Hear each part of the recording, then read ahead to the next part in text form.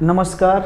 अभी हम लोग पहला वीडियो देखे, ये दूसरा वीडियो है बाबू, और ये भी बहुत इम्पोर्टेंट है। चलिए पहले क्वेश्चन की शुरुआत करते हैं। क्रेडिट कार्ड क्या है? ठीक है, क्रेडिट कार्ड क्या है? आंसर देखते हैं इसका कि प्लास्टिक मुद्रा का एक रूप क्रेडिट कार्ड भी है। मतलब क्रेडिट कार्ड प्लास्टिक मुद्रा का रूप है। क्रेडिट कार्ड के अंतर्गत बैंक अपने ग्राहक की वित्तीय स्थिति को देखते हुए उसकी साख की एक राशि निर्धारित कर देती है, जिसके अंतर्गत वह अपने क्रेडिट कार्ड के माध्यम से निर्धारित की गई राशि के अंदर तक वस्तुओं और सेवाओं को खरीद सकता है।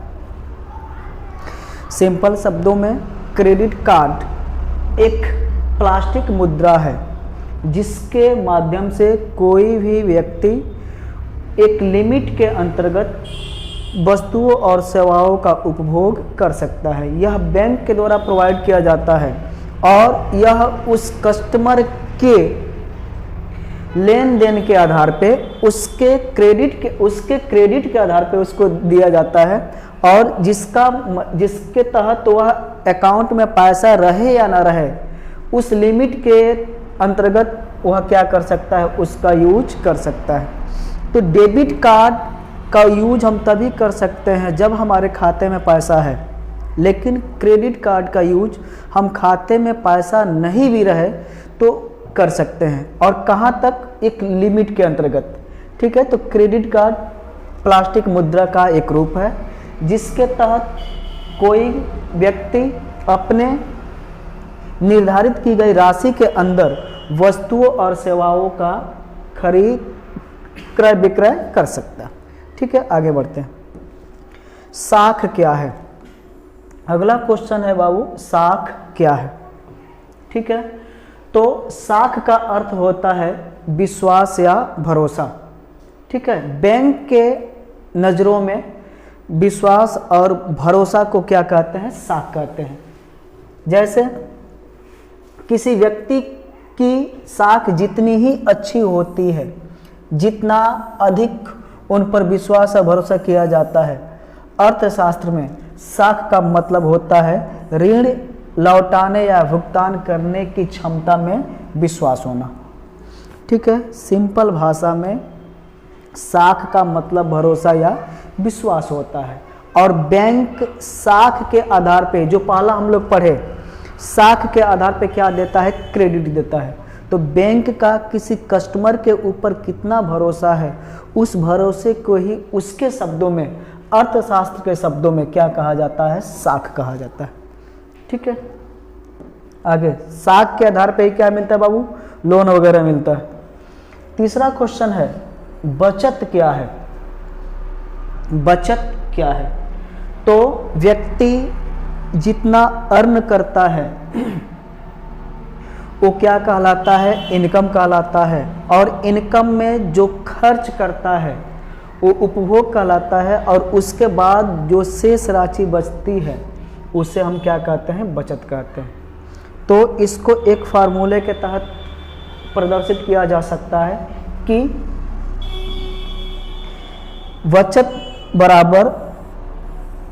बचत बराबर इनकम माइनस कंजम्पशन।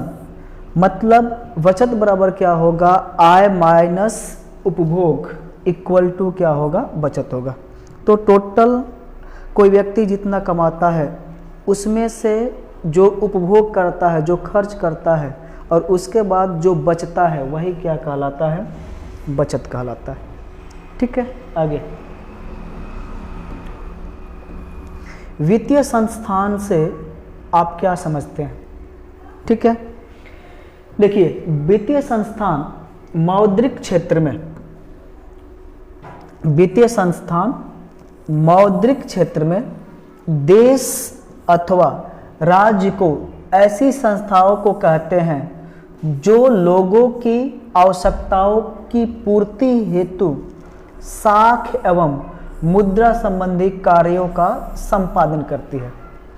ठीक है, सिंपल भाषा में कि वह संस्थान, वैसी संस्थाएं जो किसी व्यक्ति की मुद्रा संबंधी आवश्यकताओं को पूरा करती है, उसे हम क्या कहते हैं? वित्तीय संस्थान कहते हैं। वित्तीय संस्थान का मतलब मुद्रा से संबंधित आवश्यकताओं को पूरा करना किसका काम है? वित्तीय संस्थान का काम। अगला क्वेश्चन, राज्य की वित्तीय संस्थाओं को कितने भागों में बांटा जाता है? संक्षिप्त वर्णन करें। ठीक है, क्या है उत्तर इसका? राज्य की वित्तीय संस्थान को मुख्यतः दो भागों में बांटा जाता है। कौन कौन? पहला गैर संस्थागत वित्तीय संस्थान और दूसरा संस्थागत वित्तीय संस्थान। ठीक है, तो वित्तीय संस्थान को कितने भागों में बांटा जाता है? दो भागों में। पहला गैर संस्थागत वित्तीय संस्थान और दूसरा संस्थागत वित्तीय संस्थान। आगे बढ़ा जाए। अगला, सहकारिता से आप क्या समझते हैं? ठीक है, सहकारिता से आप क्या समझते हैं? देखिए क्या कर रहा है सहकारिता से? सहकारिता का अर्थ है एक साथ मिलजुल कर कार्य करना। सहकारिता का अर्थ क्या है? एक साथ मिलजुल कर कार्य करना। दूसरे शब्दों में सहकारिता उस आर्थिक व्यवस्था को कहते हैं जिसमें मनुष्य किसी आर्थिक उद्देश्य की पूर्ति के लिए मिलजुल कर कार्य करते हैं। समझ पा रहे हैं बात? धन कमाने के उद्देश्य से, मतलब जो आर्थिक उद्देश्य से संबंधित हो उसको पूरा करने के लिए अगर हम कोई किसी दूसरे व्यक्ति के साथ मिलजुल कर कार्य करते हैं, वैसे कार्य को हम क्या करते हैं? सहकारिता कहते हैं। तो आर्थिक उद्देश्य की पूर्ति के लिए मिलजुल कर कार्य करना ही क्या कहलाता है? सहकारिता कहलाता है। ठीक है, अगला क्वेश्चन, सरकारी सेवा क्षेत्र का क्या अभिप्राय है? सरकारी सेवा क्षेत्र का क्या अभिप्राय है? क्या होगा आंसर? सेवा का वह क्षेत्र, सेवा का वह क्षेत्र जिसमें, सेवा का वह क्षेत्र जिसमें सरकार के द्वारा नियुक्त पदाधिकारी अथवा सरकारी संस्थाएं कार्य करती है, सरकारी सेवा क्षेत्र कहलाती है। उदाहरण सेना, रेलवे, डाकघर इत्यादि। मतलब वह सेवा का क्षेत्र जिसके अंतर्गत वैसे लोग कार्य करते हैं जिनकी नियुक्ति सरकार की संस्थाएं करती हैं, वह क्या कहलाता है? सरकारी सेवा क्षेत्र कहलाता है। जैसे सेना, रेलवे, डाकघर, इसमें जितने भी व्यक्ति काम करते हैं उनकी नियुक्ति किसके माध्यम से होती है? सरकारी संस्थाओं के माध्यम से होती है। ठीक है, आगे बढ़ते हैं। गैर सरकारी किसे कहते हैं? गैर सरकारी सेवा क्षेत्र किसे कहते हैं? ठीक है, क्या होगा आंसर इसका? इसका आंसर ये होगा कि वे समस्त सेवाएं जिनका संचालन निजी संगठन या कंपनियों के माध्यम से होता है, गैर सरकारी सेवाएं कहलाती हैं। फिर एकदम सिंपल भाषा में बाबू कि वे समस्त सेवाएं जिनका संचालन किसी निजी कंपनी के माध्यम से होता है या फिर निजी संगठन के माध्यम से होता है, उसे हम क्या कहते हैं? गैर सरकारी सेवा कहते हैं। इसके अंतर्गत निजी बैंक आ सकता है, दूर संचार सेवा हो सकता है, यातायात हो सकता है, पर्यटन हो सकता है। ठीक है, आगे बढ़ते हैं। आर्थिक विकास के मुख्यतः कितने क्षेत्र हैं? आर्थिक विकास के मुख्यतः कितने क्षेत्र हैं? क्या होगा आंसर? आर्थिक विकास के मुख्यतः कितने क्षेत्र हैं? 3 क्षेत्र हैं। कौन कौन? कृषि क्षेत्र, दूसरा उद्योग क्षेत्र और तीसरा सेवा क्षेत्र। तो आर्थिक विकास के कितने क्षेत्र हैं? 3 क्षेत्र हैं। कृषि क्षेत्र, उद्योग क्षेत्र एवं सेवा क्षेत्र। ठीक है, आगे सॉफ्टवेयर एवं हार्डवेयर में क्या अंतर है? सॉफ्टवेयर एवं हार्डवेयर में क्या अंतर है? ठीक है, तो ये कंप्यूटर के दो मुख्य घटक हैं, जिसमें सॉफ्टवेयर का प्रयोग कार्यक्रम आंकड़ों को इकट्ठा करना, नियंत्रण करना तथा संचित करने में किया जाता है। ठीक है, और हार्डवेयर का प्रयोग कंप्यूटर का वह भाग जिसे हम छू सकते हैं हार्डवेयर कहलाता है, जैसे board, mouse, monitor, speaker, mic, ये सब क्या है? हार्डवेयर है। दूसरे शब्दों में हम ये कह सकते हैं कि कंप्यूटर का वह भाग जिसे हम छू नहीं सकते हैं क्या कहलाता है? सॉफ्टवेयर कहलाता है। कंप्यूटर का वह भाग जिसको हम छू सकते हैं वो क्या कहलाता है? हार्डवेयर कहलाता है। अंतर स्पष्ट क्लियर हो गया बाबू? ठीक है, आगे बढ़ते हैं। परिवार नियोजन का क्या अभिप्राय है? ठीक है, बहुत ही इम्पोर्टेंट क्वेश्चन है, इसको आसान भाषा में इसको समझिए। परिवार नियोजन का क्या अभिप्राय है? परिवार नियोजन का अर्थ होता है परिवार के बच्चों की संख्या नियंत्रित एवं सीमित करना तथा माताओं एवं शिशुओं के स्वास्थ्य की देखभाल करना। ठीक है, तो परिवार नियोजन का क्या तात्पर्य है? परिवार के बच्चों की संख्या को नियंत्रित करना एवं सीमित करना तथा उसके साथ साथ माताओं एवं शिशुओं के देखभाल की स्वास्थ्य की देखभाल करना। आगे आउटसोर्सिंग क्या है? आउटसोर्सिंग का क्या मतलब होता है?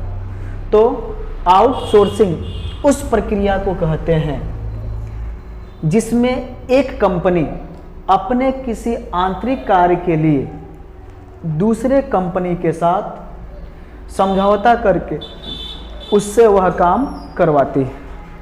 आउटसोर्सिंग का मतलब उस प्रक्रिया से है जिसमें कोई कंपनी अपने कार्य को पूरा करने के लिए दूसरे कंपनी से समझौता करती है और समझौता करने के बाद उस कंपनी से अपने काम को पूरा करवाती है। ठीक है, तो अपने उद्देश्य की पूर्ति के लिए एक कंपनी जब दूसरे कंपनी से एक एग्रीमेंट के तहत काम करवाती है तो उसे हम क्या कहते हैं? आउटसोर्सिंग कहते हैं। ठीक, आगे भारत विश्व के सेवा प्रदाता के रूप में जाना जाता है, क्यों? ठीक है, भारत विश्व के सेवा प्रदाता के रूप में जाना जाता है क्यों? क्वेश्चन देख लीजिए, थोड़ा सा ऊपर करना होगा इसको। तो क्या कह रहा है बाबू? देखिए, वैसे तो हम लोग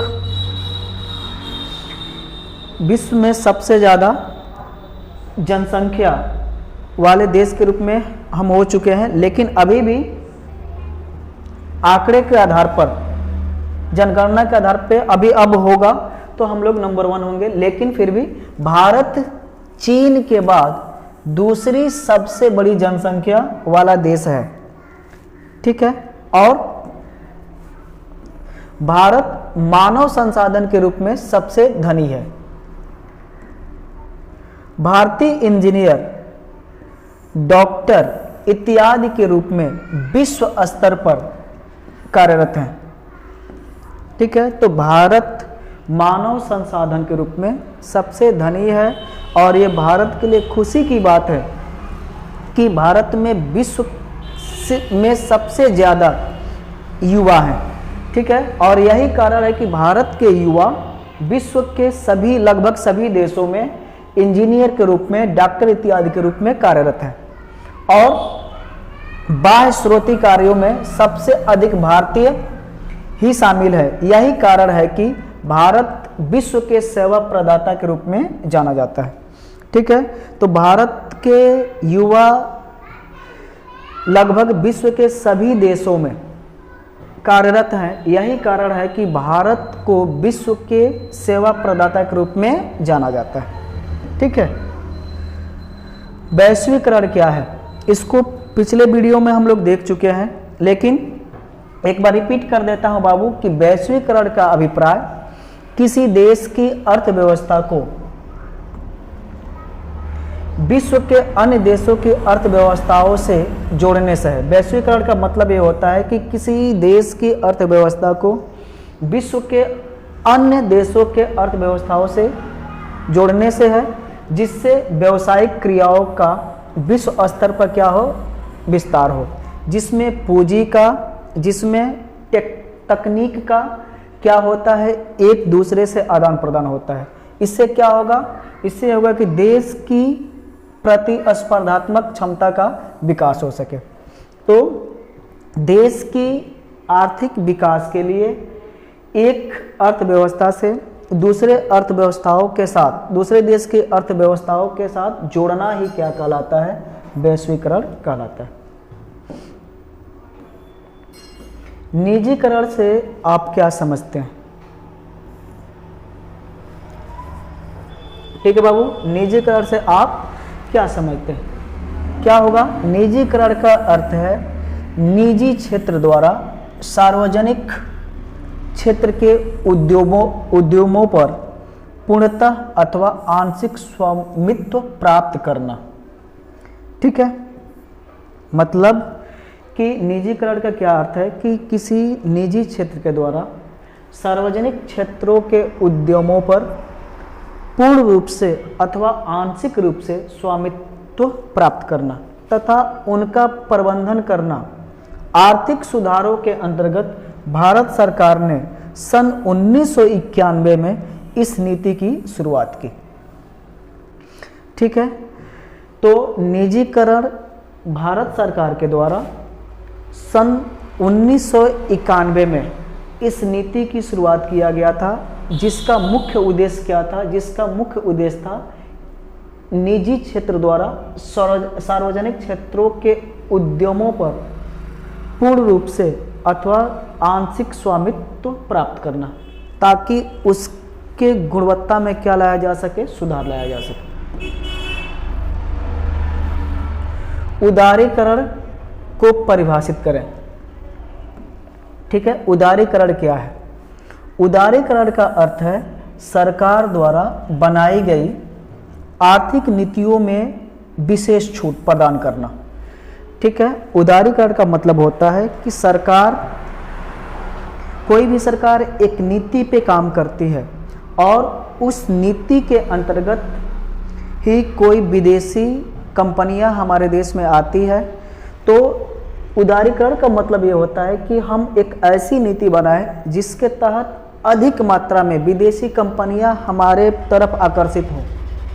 तो उदारीकरण का अर्थ है सरकार द्वारा बनाई गई आर्थिक नीतियों में विशेष छूट। इसके अंतर्गत हम क्या करते हैं? इसके अंतर्गत सभी आवश्यक नियंत्रणों एवं प्रतिबंधों जैसे परमिट, कोटा, लाइसेंस आदि से अर्थव्यवस्था की मुक्ति, मतलब हम उसको छूट देते हैं। ठीक है, उदारीकरण का मतलब होता है छूट देना, ताकि अधिक मात्रा में लोग हमारे तरफ क्या हो, आकर्षित हो। तो सरकार द्वारा बनाई गई आर्थिक नीतियों में विशेष छूट ही क्या कहलाता है, उदारीकरण कहलाता है, ताकि हमारे देश की आर्थिक व्यवस्था तेज गति से आगे बढ़े। उपभोक्ता कौन है, संक्षेप में बताएं। ठीक है, उपभोक्ता कौन है? तो देखिएगा बाबू, एक होता है कस्टमर और एक होता है कंज्यूमर, एक होता है ग्राहक और एक होता है उपभोक्ता। तो उपभोक्ता का मतलब वह व्यक्ति जो किसी वस्तु को क्या करता है, कंज्यूम करता है। समझ में आ रहा है बाबू? तो जो किसी वस्तु का उपभोग करता है, सेवा का उपभोग करता है, क्या कहलाता है, उपभोक्ता कहलाता है। समझ में आई बात? एक बार पढ़ते हैं इसको। उपभोक्ता बाजार व्यवस्था का केंद्र होता है। कोई भी व्यक्ति खरीदार की अनुमति से अपने प्रयोग के लिए वस्तुएं या सेवाएं खरीदता या प्रयोग करता है उपभोक्ता कहलाता है। साफ शब्दों में कि जो वस्तु और सेवाओं को का उपभोग करता है उपभोक्ता कहलाता है। ठीक है, अगर हम किसी मार्केट में कलम खरीदने के लिए जा रहे हैं और एक दुकान से हम कलम खरीद रहे हैं, तो अगर वह कलम हम अपने लिए खरीदेंगे तो हम उपभोक्ता हुए, हम अपने भाई के लिए खरीदेंगे तो हम कस्टमर यानी ग्राहक हुए। तो उपभोक्ता कौन है? जो वस्तुओं और सेवाओं का उपभोग करता है। ठीक है, ग्राहक कौन है? जो खरीदता तो है लेकिन अपने लिए नहीं बल्कि दूसरे के लिए। तो जो उपभोग करे, जो कंज्यूम करे, वो क्या कहलाता है? उपभोक्ता कहलाता है। ठीक है, आगे महात्मा गांधी के शब्दों में, ग्राहक हमारी दुकान में आने वाला सबसे महत्वपूर्ण व्यक्ति है। वह हम पर निर्भर है नहीं है, हम उन पर निर्भर हैं। ठीक है, यदि उपभोक्ता ना हो तो उत्पादित वस्तुओं की मांग करने वाला कोई नहीं होगा। अतः उत्पादन की समस्त क्रिया उपभोक्ता पर ही निर्भर करती है। ठीक है बाबू, तो मुझे विश्वास है कि उपभोक्ता समझ में आ गया होगा। उपभोक्ता कौन है? तो उपभोक्ता वह है जो वस्तुओं और सेवाओं को क्या करता है? उपभोग करता है। ठीक है, अगला क्वेश्चन है कि उपभोक्ता जागरण हेतु विभिन्न नारों को लिखें। उपभोक्ता जागरण हेतु विभिन्न नारों को लिखें कि उपभोक्ताओं को जागृत करने के लिए, लोगों को जागृत करने के लिए कौन कौन से नारे हैं उसको लिखें। तो विभिन्न नारे हैं बाबू, जैसे सतर्क उपभोक्ता ही सुरक्षित उपभोक्ता है, ग्राहक सावधान, अपने अधिकारों को जानो, जागो ग्राहक जागो, उपभोक्ता के रूप में अपने अधिकारों की रक्षा करो। ये सब है जो उपभोक्ता जागरण हेतु नारे हैं। अगला क्वेश्चन, कुछ ऐसे कारकों की चर्चा करें जिनसे उपभोक्ताओं का शोषण होता है। ठीक है, कुछ ऐसे कारकों की चर्चा किया जाए, बताइए कि जिससे क्या होता है? उपभोक्ता का शोषण होता है। तो क्या क्या हो सकता है बाबू? उपभोक्ता शोषण की कुछ प्रमुख वजहें निम्नलिखित हैं। जैसे क्या कहें बाबू? जैसे मिलावट की समस्या, किसी ग्राहक को किसके माध्यम से चीट किया जाता है? उसके प्रोडक्ट के साथ क्या किया जाता है? मिलावट किया जाता है, मिलावट की समस्या। दूसरा, कम तौल अर्थात माप में हेराफेरी की समस्या। दूसरा, धोखे से अच्छी वस्तु के स्थान पर कम गुणवत्ता वाली वस्तु देना। तीसरा, ऊंची कीमत वसूलना। चौथा, सही कंपनी की डुप्लीकेट वस्तुएं प्रदान करना। तो ये सब मुख्य रूप से समस्याएं हैं जो ग्राहक को, उपभोक्ताओं को भुगतना पड़ता है। इसको ध्यान में रखना होगा। ठीक है, अगला क्वेश्चन है कि उपभोक्ता संरक्षण अधिनियम के अंतर्गत कौन कौन से अधिकार हैं? उपभोक्ता संरक्षण अधिनियम के अंतर्गत कौन कौन से अधिकार हैं? उपभोक्ता संरक्षण अधिनियम के अंतर्गत निम्नलिखित अधिकार दिए गए हैं। जैसे पहला क्या है बाबू? सुरक्षा का अधिकार। दूसरा, सूचना का अधिकार। तीसरा, चुनाव या पसंद करने का अधिकार। चौथा, सुनवाई का अधिकार। पांचवा, शिकायत निवारण या क्षतिपूर्ति का अधिकार। और छठा, उपभोक्ता शिक्षा का अधिकार। तो ये सब अधिकार हैं जो हमें एक उपभोक्ता के रूप में पहले से ही प्राप्त है। इसे हमें कोई रोक नहीं सकता है। अगर हमारे साथ इन संबंध जितने भी प्रकार हैं, अगर इस प्रकार से हमारे साथ कोई हेरा फेरी होता है तो हमारे पास ये अधिकार हैं जिसके तहत हम उसके साथ, हमारे साथ कोई गलत नहीं कर सकता है। ठीक है ना, आगे बढ़ते हैं।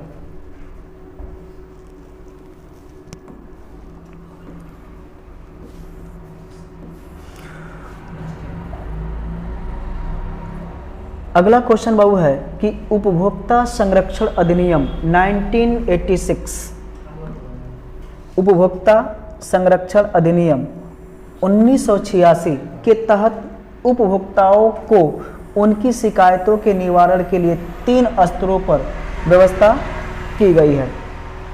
क्वेश्चन यह है कि उपभोक्ता संरक्षण अधिनियम 1986 के तहत उपभोक्ताओं को उनकी शिकायतों के निवारण के लिए क्या किया गया है। तो इसका आंसर है कि उन निवारण के लिए 3 स्तरों पर व्यवस्था की गई है। पहला, राष्ट्रीय स्तर पर राष्ट्रीय आयोग। दूसरा, राज्य स्तर पर राज्य स्तरीय आयोग। तीसरा, जिला स्तर पर जिला फोरम। ठीक है, आगे थोड़ा सा इसको समझते हैं, फिर सुनिएगा। कहने का मतलब यह है कि उपभोक्ता संरक्षण अधिनियम 1986 के तहत किसी भी उपभोक्ता के साथ अगर कुछ गलत होता है, उसके साथ कुछ हेर फेर होता है, तो वह उपभोक्ता 3 तरह से, मतलब पहले तो वो जिला में जाके शिकायत कर सकता है। जिला में अगर उसकी सुनवाई नहीं होती है, जिला में उसको न्याय नहीं मिलता है, तो फिर राज्य के तहत जा सकता है, राज्य फोरम में जा सकता है। अगर वहाँ भी सुनवाई नहीं मिलती है तो राष्ट्रीय आयोग के तहत राष्ट्रीय स्तर पे जा सकता है। ठीक है ना। तो 3 प्रकार से है। सबसे नीचे जिला फोरम, उसके ऊपर राज्य फोरम और सबसे ऊपर राष्ट्रीय आयोग है, राष्ट्रीय फोरम है बाबू। ठीक है ना। इसको थोड़ा और देखते हैं नीचे, एक बार पढ़ते हैं यही कि उपभोक्ता को शिकायत होने पर पहले शिकायत जिला फोरम, रुक जाइएगा थोड़ा सा यहाँ पे मिस्टेक हो रहा है बाबू, कुछ छूट गया इसमें। देखिए, उपभोक्ता को शिकायत होने पर पहले शिकायत जिला फोरम में की जाती है। सही बात एकदम, कि अगर उपभोक्ता को किसी प्रकार की परेशानी है, उसके साथ कुछ धोखा हुआ है, तो वह इसकी शिकायत सबसे पहले कहाँ करता है? जिला फोरम में करता है। नंबर 1 शिकायत कहाँ करता है? जिला फोरम में करता है। उसके बाद उपभोक्ता संतुष्ट ना हो तो फिर मामले को राज्य फोरम में करता है। देखिएगा, फिर मामले को कहाँ लेकर जाता है? राज्य फोरम में। तो पहले वह कहाँ शिकायत करता है? जिला फोरम में। वहाँ अगर उसको संतुष्टि नहीं मिलती है तो फिर कहाँ जाता है? राज्य फोरम में। और वहाँ भी नहीं मिलता है तो फिर वो अपने मामले को कहाँ ले जा सकता है? राष्ट्रीय फोरम में ले जा सकता है। फिर भी उपभोक्ता संतुष्ट न हो तो वह आदेश को 30 दिनों के अंदर उच्चतम न्यायालय यानी सुप्रीम कोर्ट में अपील कर सकता है। ठीक है। तो ये सब थी उपभोक्ताओं के संरक्षण के अधिनियम के तहत कि अगर हमें संतुष्टि नहीं मिलती है तो हम कहाँ जाएंगे? जिला में जाएंगे, जिला के बाद राज्य में जाएंगे, नहीं तो राष्ट्रीय फोरम में जाएंगे, और वहाँ भी नहीं मिलता है तो हम सुप्रीम कोर्ट में जा सकते हैं 30 दिन के अंदर। ठीक है। तो ये था दूसरा वीडियो जो इम्पोर्टेंट क्वेश्चन था मेरे हिसाब से, जो पिछले कई सालों से पूछा गया है। अगले वीडियो में बहुत जल्द मिलते हैं। जय हिंद।